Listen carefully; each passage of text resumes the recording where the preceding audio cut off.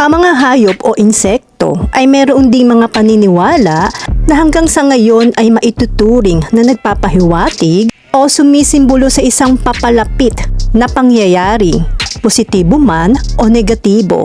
Gaya na lamang ng mga langgam na maaaring may nais na ipahiwatig sa iyo at sa iyong tahanan ng swerte o kamalasan.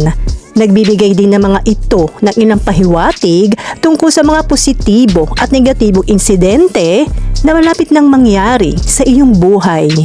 Ano-ano ang mga ito?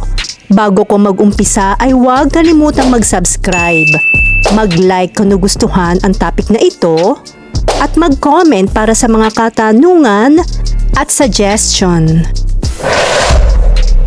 Ang langgam ay sumasagisap ng maraming positibong kabutihan gaya ng pagkakaisa, pagtutulungan, pagsusumikap, pagtatiyaga, pagsasakripisyo, katapatan, mahusay na komunikasyon, sipag, at pagiging produktibo.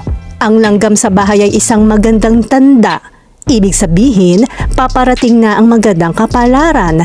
Ngunit sa kabila ng magandang simbolo na ito, ay may kaakibat din mga pamahiin ang mga langgam.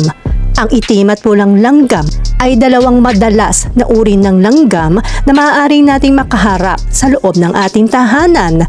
Ang mga pulang langgam ay sinasabing hindi kapaki-pakinabang, habang ang mga itim na langgam sa iyong tahanan ay iniisip na magdadala sa atin na magandang kapalaran. Ang pagkakaroon ng alinmang langgam sa ating tahanan ay maaaring magkaroon ng malalim na espiritual na kahalagahan. Narito ang ilang espiritual na kahulugan ng mga langgam sa ating bahay at ang kanilang kaugnayan sa ating kapalaran. Ating unahin ang mga itim na langgam. Ang mga itim na langgam ay itinuturing na lubos na maswerte. Kaya kung makakita ka ng mga itim na langgam na gumagala sa paligid ng iyong bahay, nangangahulugan dito na sa lalong madaling panahon magkakaroon ng matinding pagtaas sa iyong kayamanan. Ang mga itim na langgam na lumalabas sa iyong lalagyan ng bigas, ito ay isang positibong senyales ng pagtaas ng kayamanan, na malapit ka nang makakuha ng pera mula sa isang lugar. Maaari kang makaranas ng mga kita sa pananalapi sa pamamagitan ng mga pagtaas sa trabaho, pagbabayad ng utang o pamana. Kung ang mga langgam ay matatagpuan sa mga lugar kung saan mo itinatago ang iyong gintong alahas, ipinapahiwatig dito na makakakuha ka ng mga bagay na ginto. Ang isang hukbo ng mga itim na langgam sa iyong threshold ay nagpapahiwatig ng swerte at kapalaran sa kanilang daan. Payagan na magandang kapalaran na pumasok sa iyong tahanan nang hindi sinusubukang alisin ang mga ito. Ang mga langgam ay maglalaho kapag natapos na ang panahon ng swerte. Ang mga itim na langgam ay tinuturing na matagumpay. Kaya't kung nakikita mo ang mga itim na langgam na gumagala sa paligid ng iyong bahay, nangangahulugan nito na sa madaling panahon ay magkakaroon ng matalim na pagtaas sa iyong kayamanan. Huwag mong itaboy o saktan ng mga ito dahil yan ay swerte sa iyo. Palatandaan na ikaw ay magiging mayaman balang araw.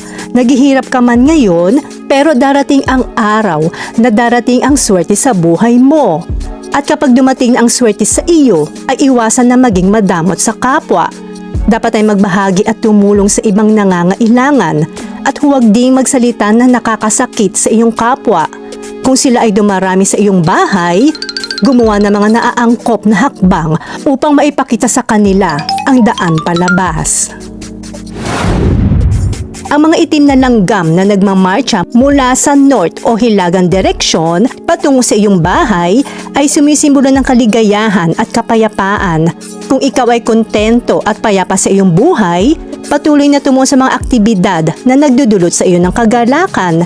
Para sa mga dumaranas ng mahihirap na panahon, nangangahulugan ito ng pangangailangang magtiyaga dahil abot kamay ang kaligayahan.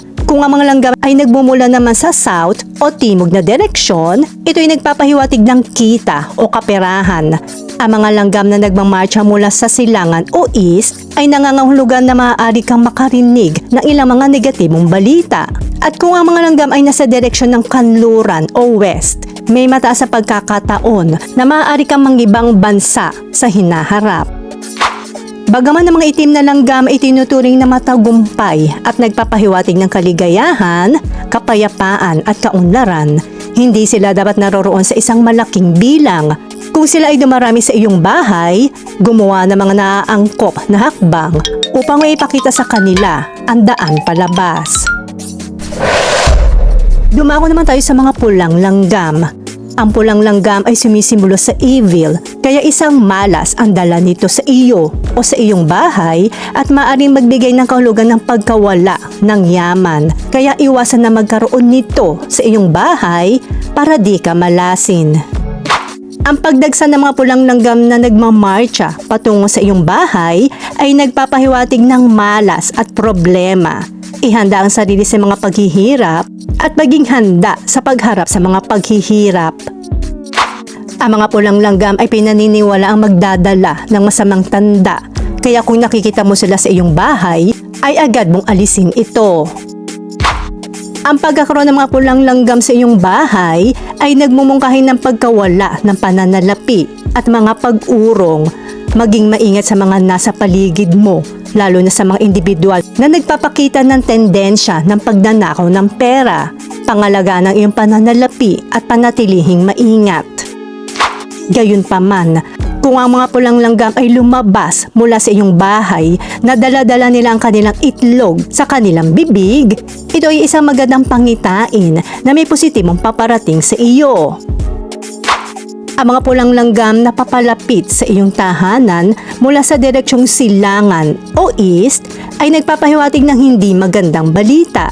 Maaari ka makatanggap ng kapuspalad na impormasyon o makaharap sa mga nakababahalang sitwasyon, partikular na nauugnay sa iyong pananalapi. Mag-ingat sa iyong mga gastos at sitwasyon sa pananalapi. Sa pangkalahatan, kung ang bahay ng langgam ay nasa loob ng iyong bahay, ito rin ay swerte. Kaya huwag mong sisirain o pagtatangka ang alisin dahil ito ay palatandaan na ikaw ay suswertihin. Kung makakita ka naman ng mga langgam na nagtatayo ng kanilang bahay sa loob ng iyong bakuran, pagmasdan lamang sila at umasa kang may malaking swerte silang ibibigay sa iyo. Maaring ito ay pinansyal o isang magandang balita. Ang sinumang sisira sa ant hill ay magiging malungkot at tatalikuran ang lahat ng mabubuting puwersa. Iwasan na makatapak ng langgam sapagkat kapag ikaw raw ay nakatapak ng langgam, ay nangangahulugan ito na may mamamatay na malapit sa iyo. Kung sakaling ikaw ay makakita ng dalawang langgam na nag-aaway, nangangahulugan ito ng isang kaaway na mapapalapit sa lugar mo sa mga darating na araw. Ito ay maaaring bagong kapitbahay o kaibigan na lilipat malapit sa inyong bahay. Kapag ang mga langgam naman ay nakita mong papunta sa ilalim ng pintuan o upuan o kung saang ilalim sa inyong bahay, ang ibig sabihin nito ay nagsisinungaling o di nagsasabi ng totoo ang inyong kausap o gumagawa lamang ng kwento o nag-iimbento ng istorya. Maaari rin naman na ikaw mismo ang hindi nagsasabi ng totoo sa taong kausap mo. Kaya malalaman ng taong kausap mo kung ikaw ay nagsasabi ng katotohanan o hindi. Depende kung alam niya ang ibig ipahiwatig ng mga langgam. Ang mga langgam ay isang simbolo ng mahusay na enerhiya. Nagpapahiwatig sila ng swerte. Kung hindi maganda ang nangyayari sa iyo, ay may pagkakataon kang baguhin ang iyong buhay. At ito ay maaaring makaapekto sa iyong profesional at personal na buhay. Kung gumagawa ka ng maraming mga gawain ng sabay-sabay at nararamdaman mong nabibigatan ka, ito ang oras upang simulan ang pag-aayos ng iyong mga prioridad. Sa ganitong paraan ay mas mahusay mong mapagtutuunan ng pansin ang iyong buhay. Ang pagkagat ng langgam, bagamat madalas na itinuturing na negatibo, ay maaaring magdala ng positibong espiritual na mensahe. Ito ay pinaniniwalaan na ang mga langgam ay nangangagat ng mga individual na may tiwaling pag-iisip o mga nasa maling landas. Ang kagat ng langgam ay nagsisilbing tanda upang tumuon sa pagpapabuti ng sarili at pagsisiyasat ng sarili. Sa susunod na makatagpo ka ng mga langgam sa loob o paligid ng iyong tahanan, alalahanin ang kanilang espiritual na kahulugan. At lagi tayong magdasal sa ating poong may kapal upang gabayan tayo sa ating buhay.